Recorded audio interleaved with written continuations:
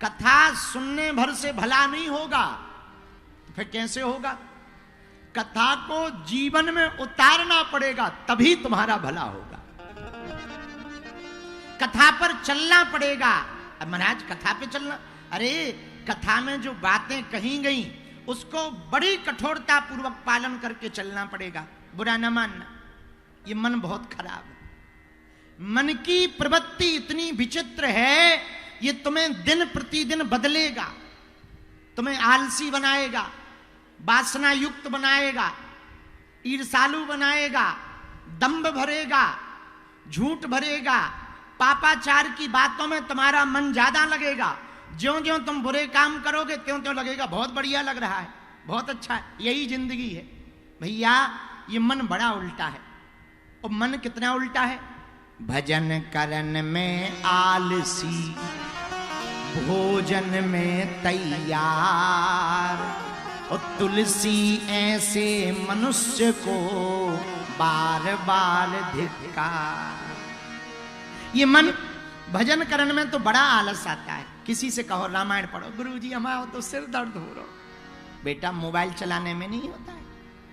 किसी से कहो रामायण गीता पढ़ो, राम राम जपो, गुरुजी हमको तो नींद आ रही है, और मोबाइल में रील दे दो तो रील देखने में 4 घंटा निकाल देगा। अरे भाई ये मन की प्रवृत्ति है।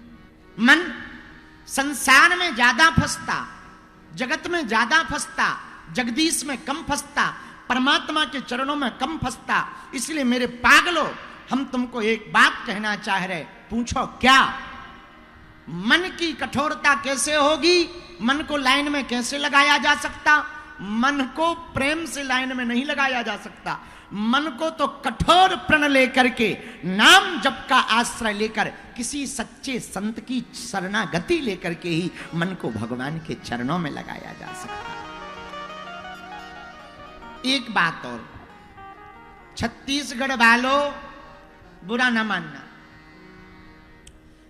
कल भी हमने कहा था जोरा में, आज फिर कह रहे हैं, घंटी बजाना, तिलक लगाना, पूजा करना केवल यही धर्म नहीं है, अधर्म के खिलाफ आवाज उठाना भी धर्म है।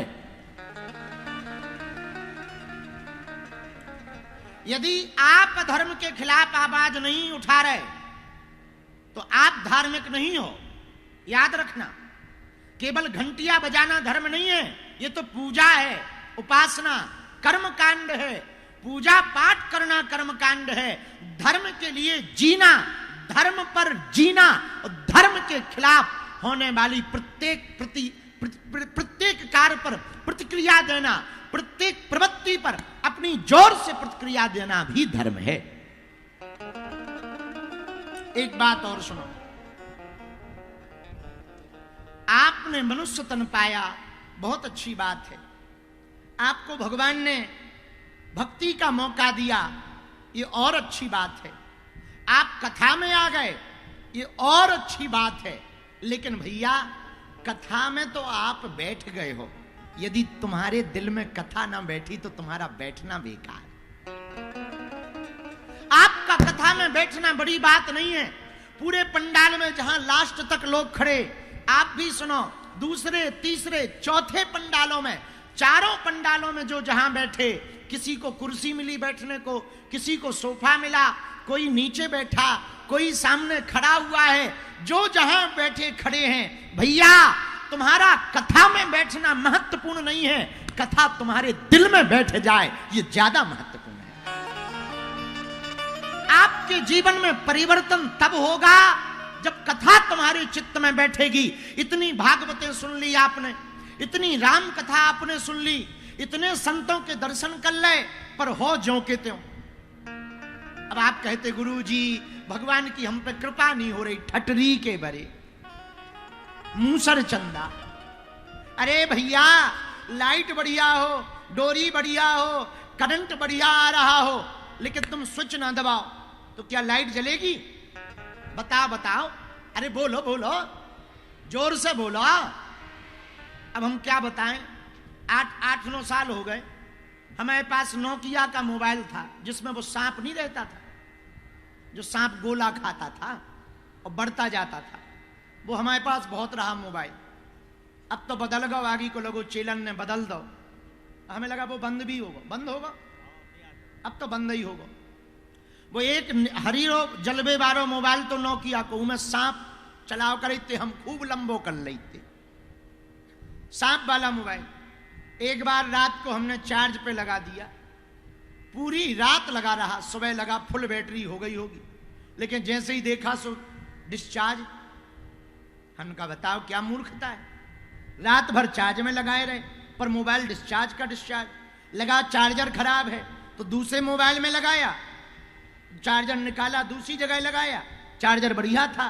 बाद में पता चला मोबाइल भी ठीक था, चार्जर भी ठीक था, स्विच बंद था, सोई गड़बड़ हो गई।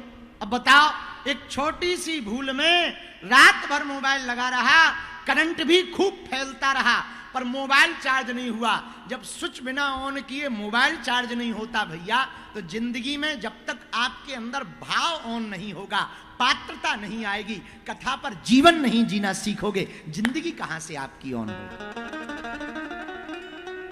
जीवन को ठीक करना है तो कथाओं को तो सुनो, पर कान खोलकर सुनो। कथा से भले ही एक बात जीवन में उतारो, पर एक बात जरूर उतारो और उस पर पक्के हो जाओ कि अब चाहे प्राण चले जाएं। देखो, बुरा ना मानना,